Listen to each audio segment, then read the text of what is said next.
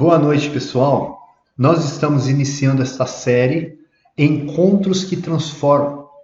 Durante 2 meses, eu, pastor Fabiano e meu irmão Adilson, iremos dividir essa série, o qual relata pessoas que tiveram um encontro com Jesus e, consequentemente, a sua vida transformada. Nós queremos fazer algumas aplicações para as nossas vidas. E hoje eu gostaria de falar de uma história bem conhecida no meio eclesiástico, que é a história da mulher samaritana. Eu quero relatar aqui 3 momentos em que Jesus surpreende a mulher samaritana durante esse diálogo. Se eu pudesse intitular a mensagem, esse seria o título: 3 momentos em que Jesus a surpreende. Diante disso, eu gostaria de convidá-lo para abrir ou ligar a sua Bíblia no Evangelho de João, capítulo 4. Eu irei projetar aqui também, mas prefiro que você abra na sua Bíblia, porque é um capítulo longo e nós iremos ver alguns versículos desse capítulo por causa do nosso tempo. João, capítulo 4, verso 1, diz assim: Os fariseus ouviram falar que Jesus estava fazendo e batizando mais discípulos do que João. Embora não fosse Jesus quem batizasse, mas os seus discípulos. Deixou a Judéia e foi outra vez para a Galiléia. Era-lhe necessário passar por Samaria.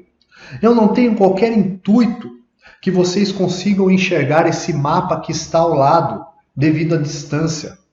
Mas se vocês conseguirem enxergar aqui esses 2 círculos, um na cor verde e lá em cima na cor azul, este mapa é o mapa da Palestina nos tempos de Jesus. Aqui embaixo está a Judéia. Lá em cima, a Galiléia em azul. Na parte sul está a Judéia, aqui embaixo, e na parte norte, a Galiléia. E no meio está a Samaria. Então Jesus encontrava-se aqui embaixo na Judéia, e por causa dos fariseus, um grupo de religiosos, uma divisão, uma facção da religião judaica, gente chata, gente que se achava em cima da média, gente que se achava amada por Deus e com crédito com Deus. Eles perseguiram Jesus pelo ministério todo de Jesus. E agora o que eles fazem? Eles estão atrás de Jesus e dos seus discípulos pelo número de discípulos que eles vêm fazendo. E Jesus, então, ele resolve sair da Judéia por causa dos fariseus e partir para a Galiléia. Só que aqui no meio está Samaria. Quem são os habitantes de Samaria? Os samaritanos. De uma forma resumida, por causa do nosso tempo, os samaritanos, eles eram pessoas desprezadas pelos judeus. Só para a gente entender, lá atrás, em um certo período, o povo de Deus, por causa de divisões políticas e espirituais, por causa do pecado, há uma divisão no povo de Deus, ficando 2 reinos, o reino do norte e o reino do sul. O reino do norte tinha por capital Samaria, onde acontece essa história. E o reino do sul tinha por capital Jerusalém. Esses 2 reinos tinham um local diferente de adoração. Só que o pessoal de Samaria, esse reino do norte, eles foram principalmente afetados pela Assíria. E os assírios se misturaram com os judeus e outros povos também, dando então origem aos samaritanos. Então, o samaritano era um judeu misturado, miscigenado, um judeu não puro sangue. E por causa disso, havia muito preconceito com os judeus para os samaritanos. Eles tinham uma Bíblia adulterada, um local diferente de adoração. Não havia conflitos de guerra entre esses povos, porque Roma estava acima deles e Roma controlava tudo, mas não trazia bons fluidos conversar com o samaritano, pisar na terra do samaritano. Reza-se a lenda que muitos judeus agradeciam a Deus diariamente por não ter nascido samaritano. E Jesus então resolve ir da Judéia para a Galileia, do Círculo Verde ao Azul, e passar pela região de Samaria. Eu fico pensando os seus discípulos, porque quando eles queriam fazer essa travessia, eles davam ali a volta rente ao mar da Cesareia, para não pisar na terra dos samaritanos, ou então por Pérea. Eles andavam quase que 50 quilômetros a mais, dando a volta para não pisar na terra de samaritano. E Jesus simplesmente, estrategicamente, chega e diz assim aos seus discípulos: nós vamos para a Galileia por causa dos fariseus. Eu acredito que os discípulos vibraram e falaram: é isso aí, Jesus, vamos para lá que essa gente está pegando no nosso pé. E Jesus então disse: só que nós vamos por Samaria. É como se os discípulos dissessem: Jesus, Jesus, a gente está saindo do fogo e indo para o incêndio. A gente está saindo da reta e da mira dos fariseus e indo para os samaritanos. Será que Jesus sabe quem é os samaritanos? E por que Jesus faz isso, gente? É como se eles falassem: Jesus, se as pessoas vissem nós conversando com os samaritanos, nós íamos nos tornar pessoas mal faladas, pessoas mal vistas. Jesus faz isso por causa desse verso 4. Era-lhe necessário passar por Samaria. O Pai tinha uma agenda para Jesus, o qual Jesus deveria encontrar uma mulher em Samaria. Você consegue imaginar que todos os dias você acorda e você tem uma agenda, ir para o seu serviço, trabalhar, outros levarem os seus filhos na escola, pegar mais tarde, outros então, como no caso dos adolescentes, dos jovens que ainda estudam, ir para a escola, desenvolver tal matéria, fazer um curso à noite. Outros, diversas atitudes. Você tem uma agenda o qual você calcula diariamente, o qual para muitos é até de uma forma automática. Você consegue imaginar que o Deus Criador tem uma agenda para você todos os dias? Nós é que não temos percepção. Diante dos incrédulos, diante daqueles que não conhecem o Evangelho, diante de tanta gente precisando de ajuda, o Pai tem uma agenda para nós. Nós estamos em contato diariamente com pessoas que precisam da cruz. É que nós não temos a percepção e nós só agimos, atingimos, nos dedicamos à nossa própria agenda. Mas Jesus faz isso. Ele passa por Samaria porque ele ama o Pai. E quem ama o Pai faz de tudo para agradar o Pai. Como que eu e você, nós podemos dizer que nós amamos o Pai se nós não ligamos para a agenda diária que o Pai tem colocado diante de nós, as oportunidades. E o nosso texto continua. E aqui eu quero citar a primeira vez que Jesus surpreende essa mulher. Diz assim no verso 5. Assim, chegou a uma cidade de Samaria, chamada Sicar, perto das terras que Jacó dera a seu filho José. Havia ali o poço de Jacó. Gente, numa região de deserto, encontrar um poço é melhor que encontrar um petróleo. Um poço que já foi lugar de disputas por estar no meio do deserto. Jesus, cansado da viagem, sentou-se à beira do poço. Isto se deu por volta do meio-dia. Imagine o calor no deserto ao meio-dia. Nisso veio uma mulher samaritana tirar água. Disse-lhe Jesus: dê-me um pouco de água. Os seus discípulos tinham ido da cidade comprar comida, ou seja, Jesus estava sozinho. A mulher samaritana lhe perguntou: como o Senhor, sendo judeu, pede a mim, uma mulher samaritana, água para beber? Pois os judeus não se dão bem com os samaritanos. Gente, por causa da agenda que o Pai tem para Jesus, ele rompe as barreiras do preconceito, as barreiras entre judeus e samaritanos, dos homens com as mulheres também. Você consegue imaginar a cena aqui? Nós estamos diante de uma mulher marginalizada. Uma mulher, além de ser mulher, as mulheres daquela época, por causa do contexto religioso, deveriam aprender em casa com seus maridos, não conversava com homens em lugares públicos. Não tinha esse diálogo. Eles não conversavam.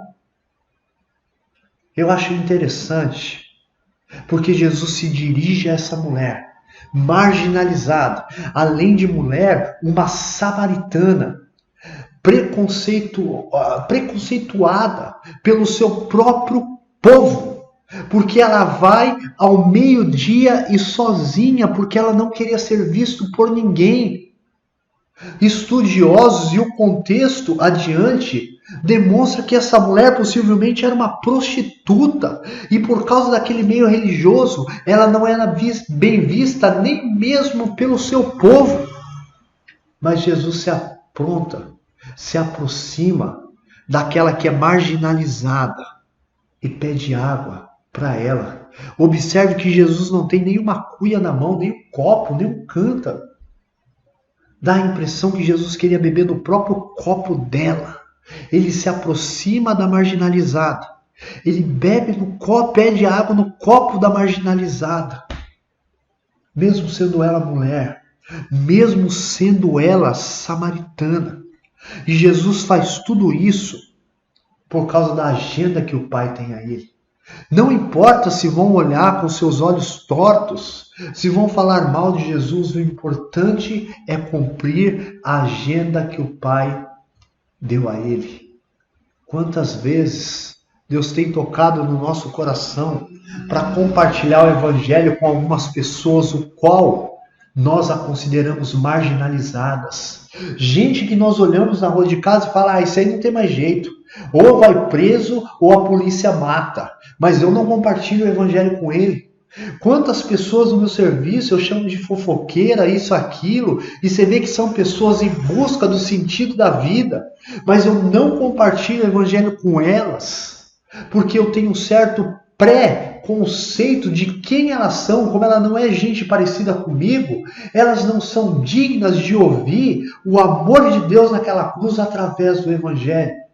E nós julgamos o livro pela capa.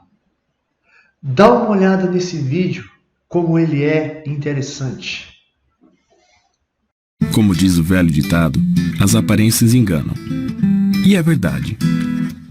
Não olhe para aquela pessoa que está ao seu lado e diga: ah, esse cara é muito diferente de mim. Eu não posso convidá-lo para ir à minha igreja. Não posso deixar que os meus amigos me vejam chegar com esse cara. O que nós precisamos é enxergar os outros como Cristo as enxerga, com uma compaixão intensa pelos perdidos. Quer saber? Todos nós precisamos de Deus. Não importa como seja a pessoa ou quão diferente ela seja de você. Como cristãos, somos responsáveis por alcançar os que estão ao nosso redor.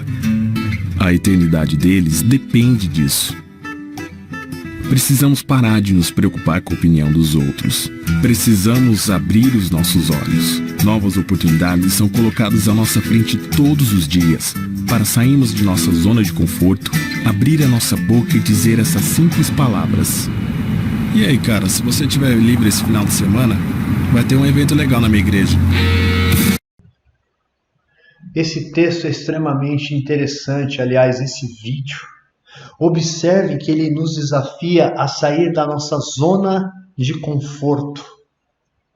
E ele também fala o que as pessoas pensariam de mim se me vissem perto de pessoas como ele.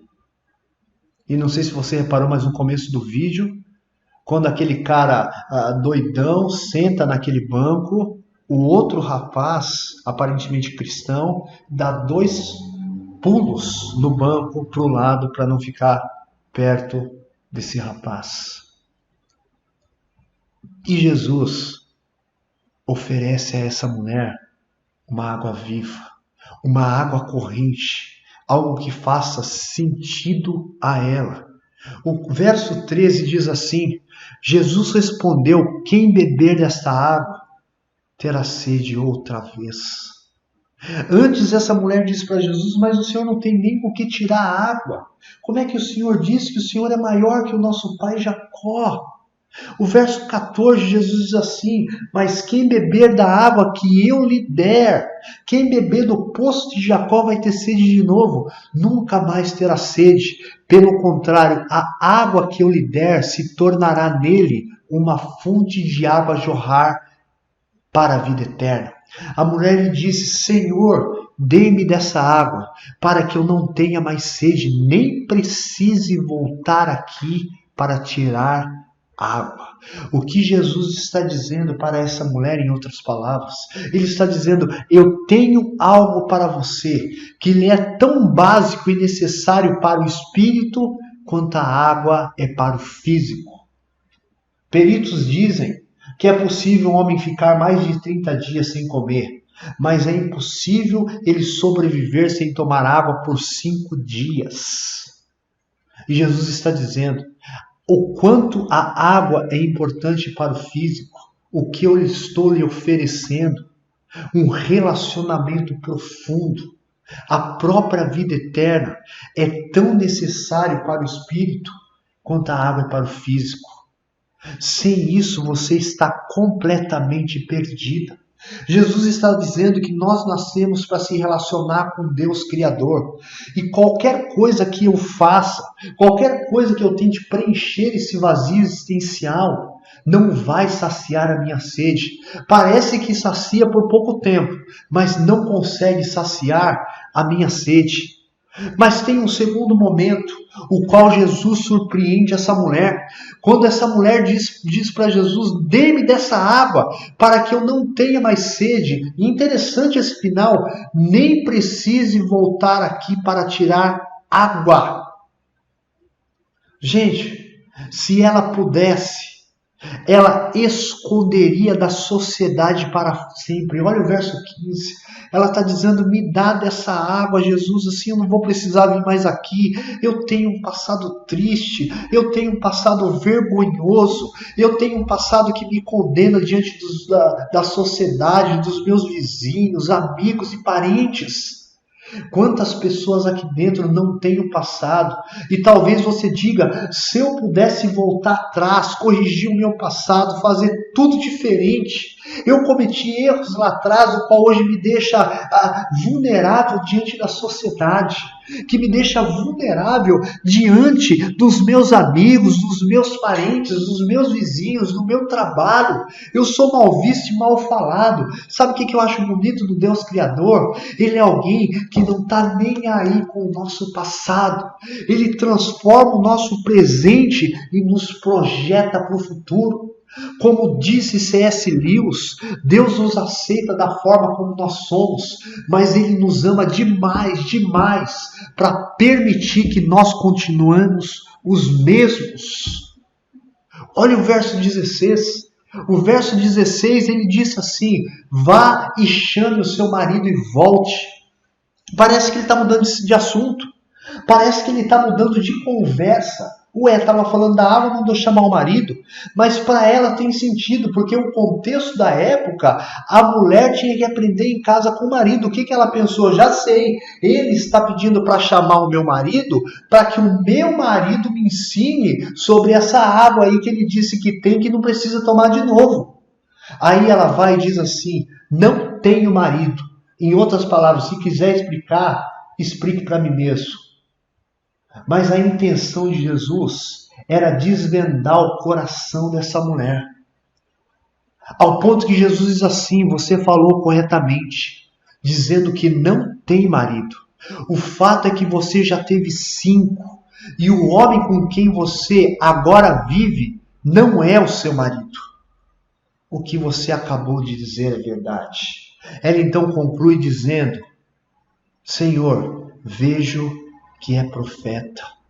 O que Jesus está querendo demonstrar a essa mulher é que a sede existencial, a busca dela para matar a sede da existência, é através de relacionamentos. Essa mulher está amplamente buscando alguém que a ame incondicionalmente. Nós somos criados para relacionar-se com Deus. O único que pode preencher o nosso vazio existencial é um relacionamento profundo com esse Deus Criador. É o único. O único que pode nos amar incondicionalmente morreu naquela cruz. O problema de tudo isso é que nós somos, por natureza, seres totalmente idólatras. João Calvino disse que o nosso coração é uma fábrica de ídolos. Fabrica ídolos o tempo todo. Como eu gosto do primeiro mandamento dos 10 mandamentos. Quando Deus tira o seu povo do Egito, após a celebração da Páscoa, ele leva o seu povo para um canto e dá 10 mandamentos, 10 regras a esse povo.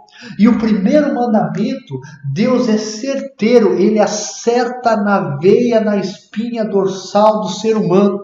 Ele diz assim em Êxodo 21, não terás outros deuses além de mim. Gente, esse versículo é uma grande expressão de amor de Deus para conosco, porque Deus sabia, Deus sabe que os ídolos, eles nos escravizariam. Os ídolos nos deixariam a par, à mercê deles. O verso 2 e 3 do capítulo 20 de Êxodo continua dizendo assim, não farás para ti nenhum ídolo, nenhuma imagem de qualquer coisa no céu, na terra ou nas águas debaixo da terra. Não te prostrará diante deles e nem lhe prestarás culto. Sabe qual que é o problema dos ídolos? É que eles querem culto, eles querem adoração, prostração. Se você adora o dinheiro, no começo parece que você manda no dinheiro, mas com o tempo o dinheiro começa a mandar em você, e por causa do dinheiro você começa a perder amizade com amigos, você começa a romper o seu casamento, você começa a querer sempre um pouco mais de dinheiro, e já já você está se prostrando e prestando culto ao dinheiro. Se é um relacionamento, é a mesma coisa. Ídolos querem culto. Eu gosto da definição de Tim Keller sobre o que é um ídolo.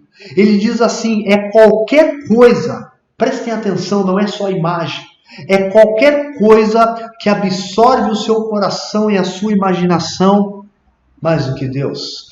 Qualquer coisa que você busque para te dar aquilo que somente Deus pode dar. Aquilo que te traz sentido na vida, que não seja Deus. Qualquer coisa que te traga sentido na vida, não sendo Deus. Logo, um ídolo pode ser a sua carreira profissional, pode ser a sua segurança financeira, pode ser a sua aparência física, a sua reputação ou a sua imagem, poder político. A própria família pode ser um ídolo, um novo relacionamento. Logo, gente, essas coisas listadas acima não são necessariamente ruins. São dádivas de Deus. Filhos são dádivas de Deus. Cônjuges são dádivas de Deus. A carreira profissional são dádivas de Deus. Na maioria das vezes, nós que transformamos essas dádivas de Deus em ídolos. Para fazer sentido, eu gosto da definição de pecado de Agostinho de Hipona. Agostinho diz que ele não define o pecado como um comportamento, uma atitude. Por exemplo, eu pequei porque eu menti. Para Agostinho, o pecado é quando o amor está fora de ordem.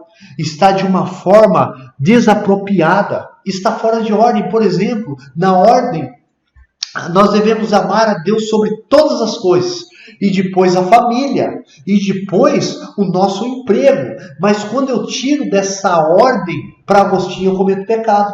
Quando eu amo mais a minha profissão que o próprio Deus ou que a família, eu coloquei o amor fora de ordem. Logo, eu estou em pecado. Ou seja, eu posso amar a minha família, a minha profissão, isso não é errado. O que eu não posso é tirar da ordem. A família é maior que a profissão. Muitas vezes nós assistimos aqueles documentários, principalmente a TV Cultura passa muito, de antigas civilizações que sacrificavam crianças. E a gente fica indignado, como é que pode essas civilizações fazerem isso? Na nossa atualidade, por causa da profissão, as crianças nem chegam a nascer. Quantos casais, quantas pessoas que dizem assim: quanto custa ter um filho? Você acha que eu vou ter um filho e vou perder a minha carreira e vou perder a minha profissão? E quantas crianças não nascem e são sacrificadas vivas por causa da profissão, por causa da carreira? Deixa eu terminar esse ponto 2, falando do testemunho desse ateu escritor norte-americano chamado David Wallace Foster. David Wallace Foster diz assim: não existe tal coisa como ateísmo. Lembre-se que ele é um ateu. Não existe tal coisa como a não adoração. Todo mundo adora algo. Então ele é um ateu que diz: não existe ateísmo. Todo mundo adora alguma coisa. Pode ser que não seja uma divindade, mas adora algo. A única alternativa que temos é o que adorar. Qualquer coisa que você adorar, te comerá vivo. Diz David Wallace Foster. Guardem essa frase: qualquer coisa que você adorar, te comerá vivo. A não ser que seja um ser espiritual. Lembre-se que ele é um ateu. Se você adora o dinheiro ou coisas materiais, se essas coisas estão onde você encontra o verdadeiro sentido para a vida, então você nunca terá o suficiente. Nunca sentirá que tem o suficiente. Certa vez perguntaram para um dos banqueiros mais ricos do mundo, da família Rockefeller, quanto um homem precisava de dinheiro para ser feliz. E ele respondeu assim: um pouco mais de dinheiro. Ou seja, ele não se sentia feliz mesmo sendo um dos homens mais ricos do mundo. E responde que para um homem ser feliz, ele precisa sempre de mais um pouco de dinheiro. O dinheiro nunca é suficiente. E o Wallace continua dizendo assim: adore o seu próprio corpo e beleza, seu poder de sedução, e você sempre se sentirá feio. E quando o tempo e a idade começarem a aparecer, você experimentará a morte milhares de vezes, antes que você finalmente seja enterrado. Em outras palavras, o que ele está dizendo é que se você idolatra a sua beleza e o seu corpo físico, vai chegar um momento da sua vida que não adianta fazer plástica, puxar daqui, puxar dali. Todos os dias, quando você olhar para o espelho, você vai enfrentar a morte antes mesmo que ela venha. Ele ainda diz: adore poder, você sentirá fraco e temeroso, e precisará de mais poder sobre os outros para manter o medo e a distância. Observem como a idolatria escraviza. Eu lembrei aqui de um rei na Bíblia chamado Herodes. Mas isso é assunto para um outro dia. Adore seu intelecto.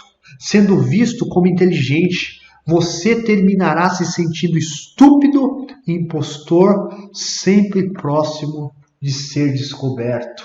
Uma verdade no meio acadêmico. Alguns dados interessantes sobre David Wallace Foster. Ele era um ateu assumido, reconhece a impossibilidade de um ser humano viver sem adorar. A única opção que temos é o que vamos adorar. E a sua assustadora percepção. Guardem isso. Os ídolos comem vivo seus adoradores. Em 12 de setembro de 2008, David Foster Wallace cometeu suicídio. Sabe por quê? Porque os ídolos comem vivo os seus adoradores. O suicídio não é uma marca gritante no meio de pessoas da classe baixa, mas é da classe alta. Gente que chegou lá em cima, gente que tinha dinheiro, gente que tinha fama, chega lá em cima e descobre que não encontrou o sentido da vida e não dá mais conta de alimentar o seu ídolo. Resolve dar cabo da sua vida com a esperança de encontrar algo melhor do outro lado da vida. Sabe por quê? Porque ídolos comem vivo os seus adoradores. Quero terminar nesse slide citando aqui a terceira e última vez que Jesus surpreende essa mulher e a deixa de boca aberta.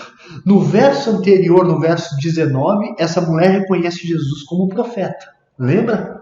Então eles estão falando da água, depois Jesus manda chamar o marido, parece que mudaram de conversa e não mudaram, e agora pela terceira vez parece que mudaram de conversa de novo. Do nada, parece que do nada essa mulher diz assim: nossos antepassados adoraram neste monte, mas vocês judeus dizem que é em Jerusalém, é o lugar onde se deve adorar.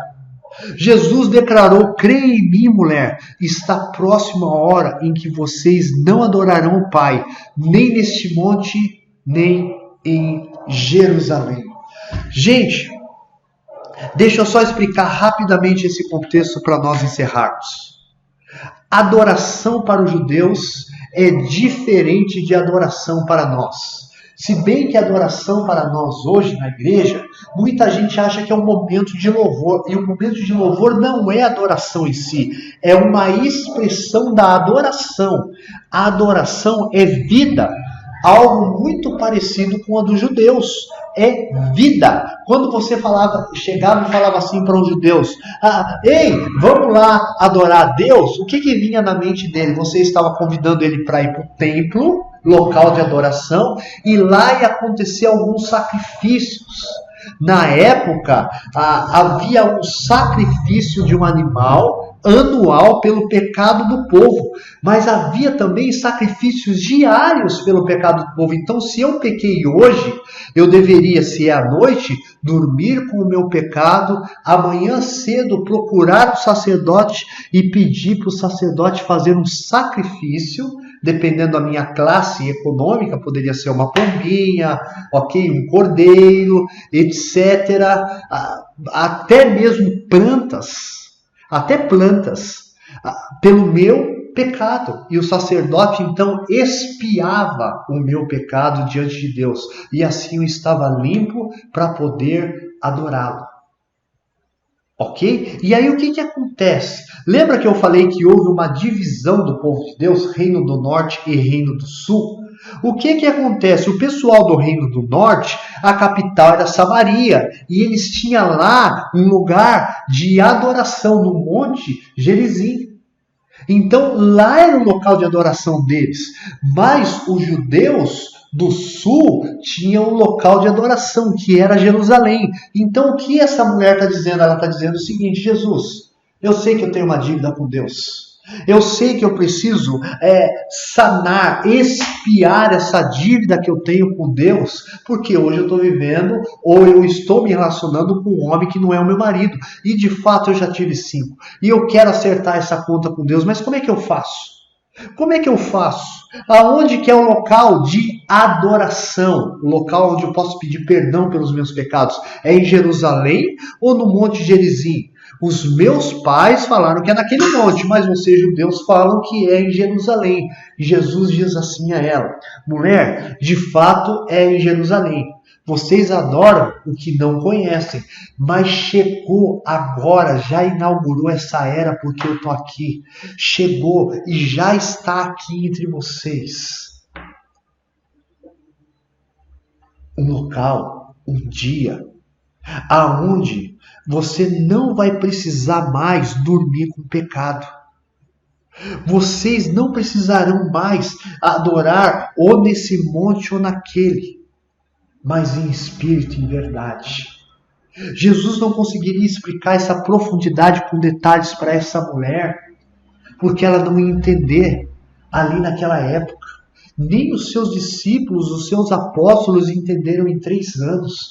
Mas é como se essa mulher falasse assim para Jesus: espera aí, Jesus, você está dizendo que eu vou poder adorar em qualquer lugar? Não precisa ser ali, fazer um sacrifício no Monte de Gerizim ou lá em Jerusalém? Como assim, Jesus? Jesus, em qualquer lugar, mas e aí? E o templo? É como se Jesus falasse: o templo são vocês. Vocês são o próprio templo. Jesus, e o sacrifício? É como se Jesus falasse: o sacrifício sou eu mesmo naquela cruz. Depois daquela cruz vocês podem pedir perdão, ter paz e comunhão com esse Deus em qualquer lugar. Não precisa ser no Monte Gerizim, não precisa ser em Jerusalém. Vocês vão poder me adorar em qualquer lugar. Em qualquer lugar. Eu acho tão tremendo o quanto essa mulher é inteligente. Ela está com seu coração aquecido, altamente surpreendida. Mas ela não abraça com as 2 mãos. Ela é uma mulher bíblica. Ela diz assim no verso 25 para Jesus: eu sei que o Messias chamado Cristo está para vir, e quando ele vier, explicará tudo para nós. Ela está altamente convencida para Jesus, mas ela quer ouvir do Messias. É como se você entrasse numa igreja hoje e visse algo que o surpreendesse, que o seu coração aquecesse, mas você fosse uma pessoa bíblica, ao ponto de você chegar e falar assim: mas eu quero que você me mostre na Escritura. Tudo que você está falando é lindo demais, é bonito demais, mas me mostre se tem fundamento nas Escrituras. E isso eu quero saber do texto e do contexto. Mostre para mim a interpretação correta das Escrituras. Se eu ver que tem fundamento nas Escrituras, para aqueles que creem na Escritura, então eu abraço. É isso que ela está fazendo aqui. A Escritura delas é o Messias. Ela está falando: olha, quando o Messias vier, ele vai nos esclarecer isso que o Senhor está falando, se isso é de fato. E Jesus, no verso 26, solta uma bomba a ela: eu sou o Messias, eu que estou falando com você. Eu gosto do resultado dessa conversa. Isso resulta em missão. Aquela mulher sai correndo, entra na cidade de Samaria ali. Na parte comercial, ela já está em Samaria, esse cara, ela entra ali, deixa o cântaro, deixa tudo e sai gritando: eu encontrei o Cristo, aquele que nos dá sentido para a vida. Eu encontrei. Gente, lembre-se comigo, ela é uma mulher marcada pela vida, uma mulher marcada pelo seu passado, ela tem vergonha de todos, ela não quer estar no meio da sociedade, ela quer fugir, ela quer uma água, qual ela tome e possa ficar lá no canto dela e nem saia para ver a aparência das pessoas, está tentando buscar sentido na vida através de um relacionamento, enquanto não acha, vai trocando, mas agora ela acha o verdadeiro sentido da vida. Ela é impactada por um amor tão grande que ela não lembra mais do passado dela. Ela está tão cheia desse Deus que ela quer compartilhar, e ela sai correndo, e ela sai gritando, e ela sai anunciando o Evangelho aos seus parentes, amigos, vizinhos, a todos aqueles da comunidade. E o resultado é que outros samaritanos vieram a crer nele. Nós precisamos ser impactados por esse amor. Nós precisamos ter uma vida de leitura das Escrituras, de oração. Nós devemos largar mão de ficar alimentando e se prostrando diante dos nossos ídolos, pensando somente nas nossas agendas e esquecendo a agenda do Pai. Deus não nos chamou para ir numa igreja, para ver revelações, para buscar a bênção, para fazer sessão do descarrego, outros encontros que não tem nada a ver com a família, com a vontade de Deus, ficar cantarolando na igreja sem qualquer sentido. Nós estamos em missão. Jesus nos deu uma grande comissão. Nós precisamos estudar e entender qual é o propósito e a natureza da igreja. Nós cantamos aqui hoje, através dessa música, Teu Reino. Somos Teu Reino. Somos os Teus pés e as Tuas mãos. O Senhor se move através de nós. O Seu reino vai alcançando espaço através da Sua igreja. Será que nós temos atendido a agenda desse Deus? Eu quero te convidar a prostrar a sua face e falar assim como o profeta Isaías: eis-me aqui, ó Deus, usa-me a mim. Permita que eu viva exclusivamente para a sua glória, para o seu reino, para o avanço do Evangelho. Vamos orar? Senhor, eu quero te agradecer, ó Deus, por essa rica oportunidade. O Senhor sabe muito bem as dificuldades que eu tenho em falar, em pronunciar, mas eu tenho certeza que o Seu Espírito falará e falou melhor em cada coração. Nos ajuda, Senhor, a viver primeiramente para a Sua agenda e não para as nossas. Que possamos ser instrumentos do Senhor para o avanço do Seu reino. Infiltre em nossa mente que nós estamos em missão. Em nome de Jesus. Amém.